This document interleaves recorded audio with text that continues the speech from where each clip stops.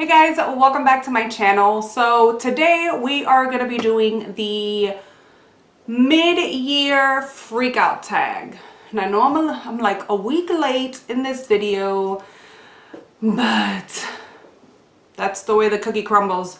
So yeah, we're going to be talking about the books I've loved so far, the books I'm excited for in the second half of the year, the books I was disappointed by, and all those things. So let's get right into it.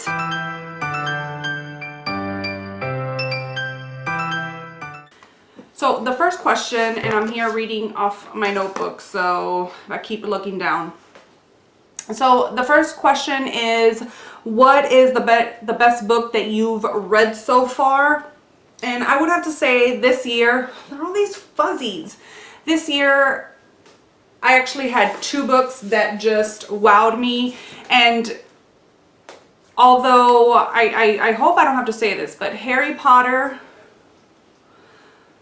all these books, I still have not finished. Actually, I need to read the 7th and last book to be completed, so needless to say, I think I've read 3 of them this year from the entire thing, and they have all been my favorite. I love them all, even though sometimes they make me cry. But other than Harry Potter, which doesn't need to be said, the first one would have to be Illuminate, and man, was this a surprise. Like, I knew the plot about this, I knew the storyline better yet, but some of the things that happened in this book, it caught me off guard, and it was right up my alley.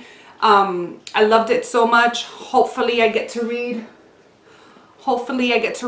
Gemini this year. I'm hoping to tackle it within this round of the Tome Topple, and I already have it ready right here with my other books that I want to read. So hopefully I get to that one soon, because I loved this one so much. And then the second one that, I just read this a couple weeks ago, and I am still floored. I actually bought my best friend a copy and sent it to her, mailed it to her, because it was that good. And it's not my kind of book. So The 7 Husbands of Evelyn Hugo. I can't even. I have like a bunch of tabs on it. I don't know if you can see it. I loved it, and you know, like I said, it's not my kind of book. It's almost like watching a soap opera or reading a soap opera. And it just follows this lady, Evelyn Hugo. She is a superstar from like the 60s or the 50s, and just all her troubles, everything she goes through it. And what I love most about this book is just, there is so much wisdom spread out throughout this, that I have all of that tab that she just talks about, you know, just life in general. So you can learn a lot through this book, and it was like actually reading a memoir, you know, about somebody. Like, you actually felt like she was real. Like, it was just amazing. If you haven't read this, even if it's not your kind of book, please do so. Okay. The next question is the best sequel yet so far. I would just have to say the Harry Potter ones, because I haven't read much sequels this year. There's a few, like Gemini. I also want to read the last book of the Grisha trilogy. There's a lot of sequels that I have to read this year, so I don't have anything for that other than all the Harry Potter ones that I've read this year. Next question is the new release that you have yet to read. And for these, I have 3 books. Number 1 being Providence by Caroline Kepnes, that just came out a couple days ago, I think, or this last week.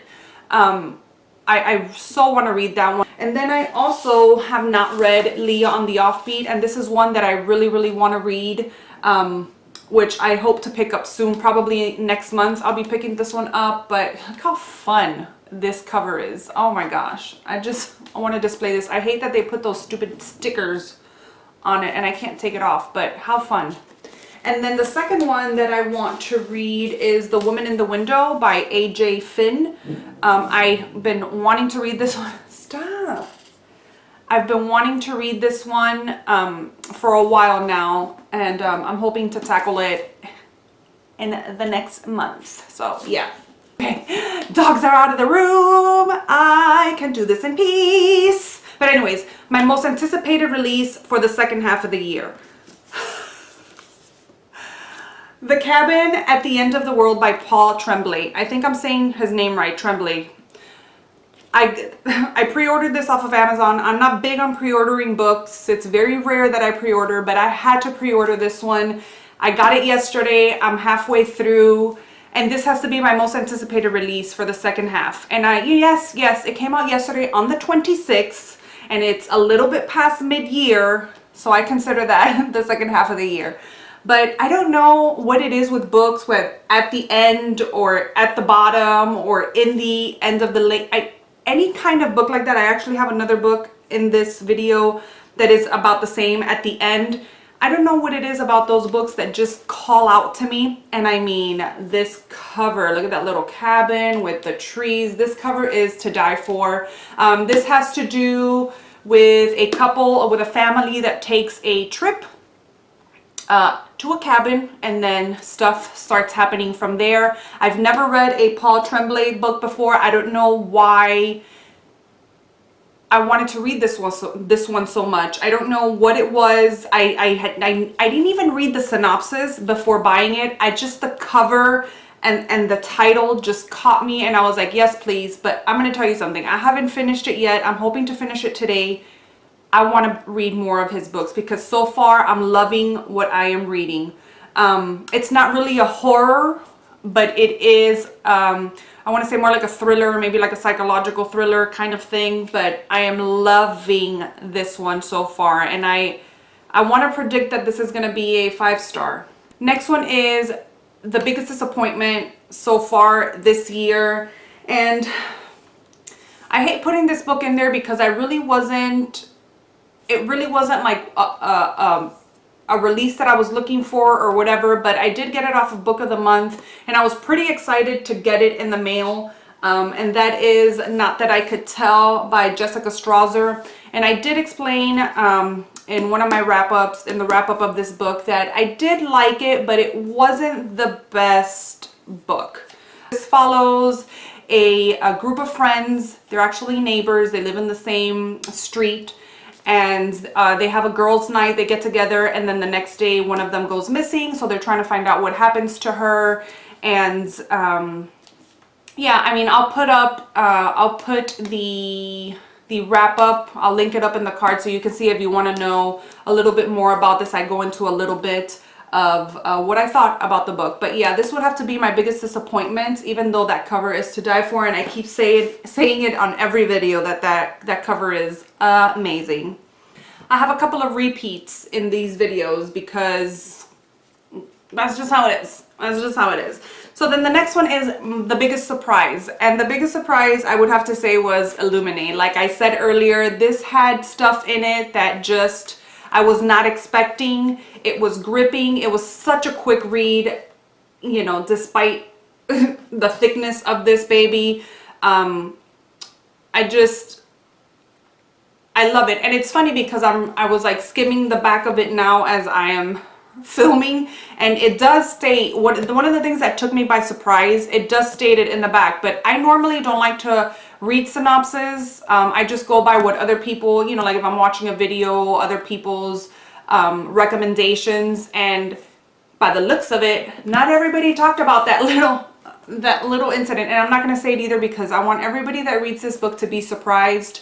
But yeah, this was my biggest surprise this year. I thought, I'm like, oh, you know what? I'm going to like it. I'm going to like it. It's going to be okay, but I'm not going to love it, you know, right. Next is my favorite new author. It could be a new author that just came out or an author that's new to me. And for this one, I'm going to have to go with Joe Hill. I read Nosferatu last year by him, and that was the first book that I had ever read by him. I'm reading Strange Weather, and then I also have another book that I read, but I can't think of the name right now, and I should have looked. But Joe Hill has to be one of my favorites right now. I love everything he does. It's just twisted. It's weird. You know, he does horror just like his dad. But I've really been loving his work. Next question is my newest fictional crush. I don't tend to get a lot of crushes, but I'm gonna have to go with the Darkling because I did read, I have been reading, I think last year I read the first book, and this year I read the second book, which I could actually put as a sequel, but either way, and I have to read the third book. I don't know what it is about the Darkling, but I love him. I love him. I guess because at the beginning of the book, you know, he's just such a gentleman, and the way he talks, and I think that's what it is. He's so mysterious and so well-spoken, and so I guess he gets in your mind, and I guess that's why he's my favorite fictional character. I really don't do, you know, crushes on fictional characters. Not that I think. Did I say that right? Okay, next one is a book that made you cry, and once again, I have two books, but the first one that made me cry, and it's the weirdest book to make you cry, but it just did, and that is The Ocean at the End of the Lane by Neil Gaiman. This is such a weird little, it's a tiny little book. I read it in one sitting.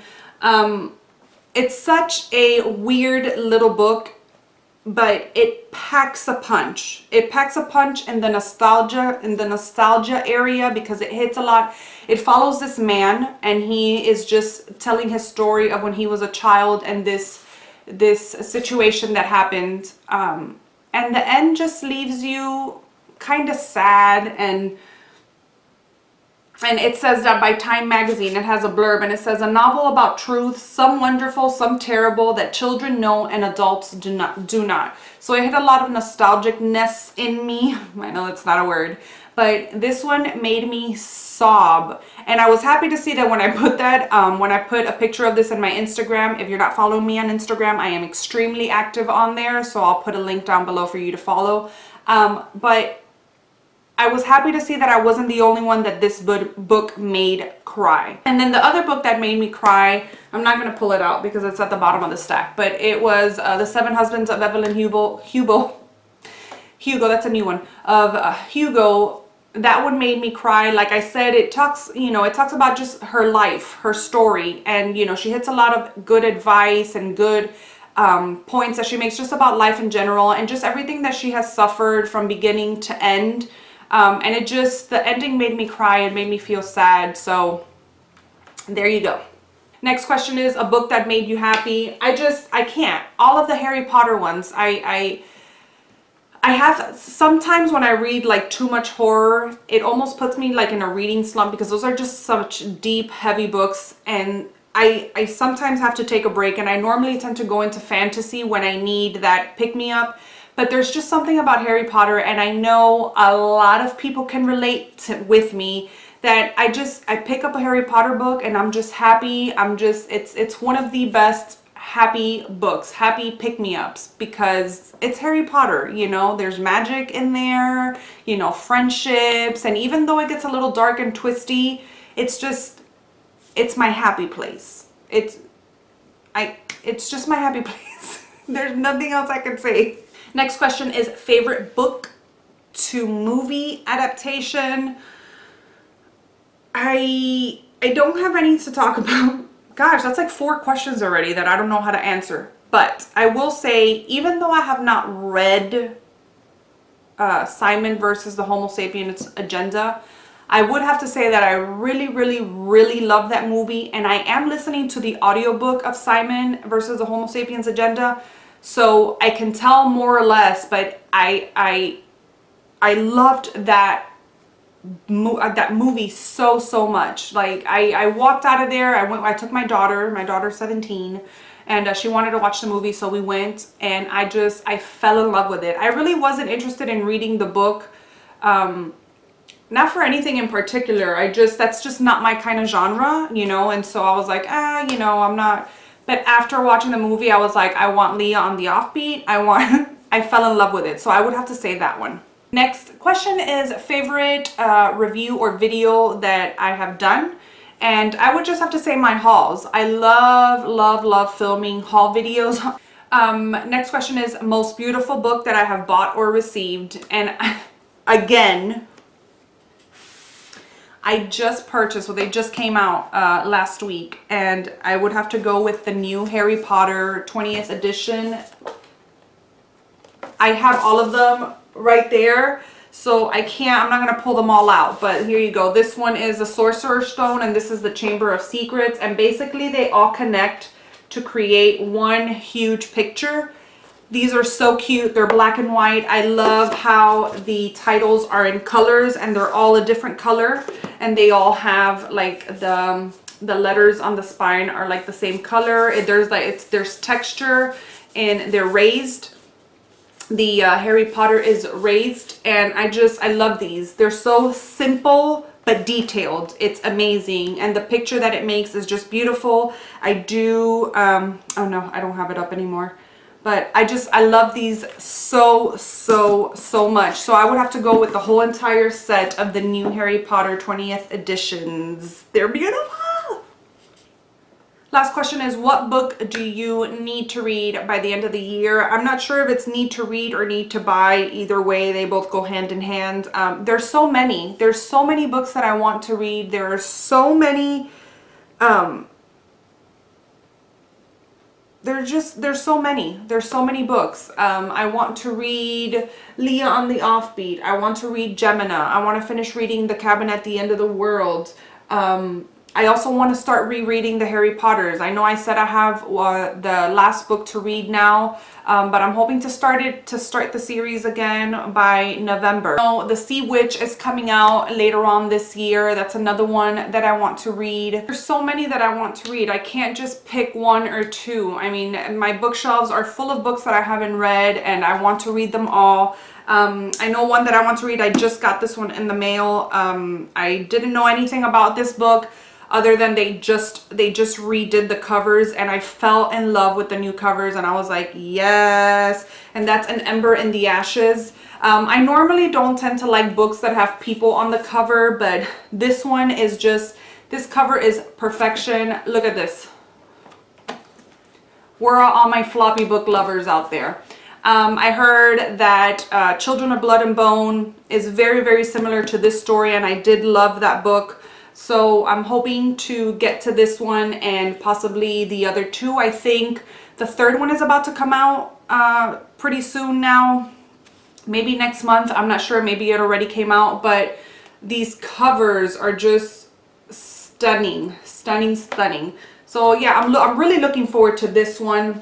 And yeah, that's it. Those are all, that's my mid-year freakout tag. And I cannot believe we are mid-year already. By the time you know it, we're gonna blink and it's gonna be Christmas again, and I'll be reading Harry Potter. So that's that.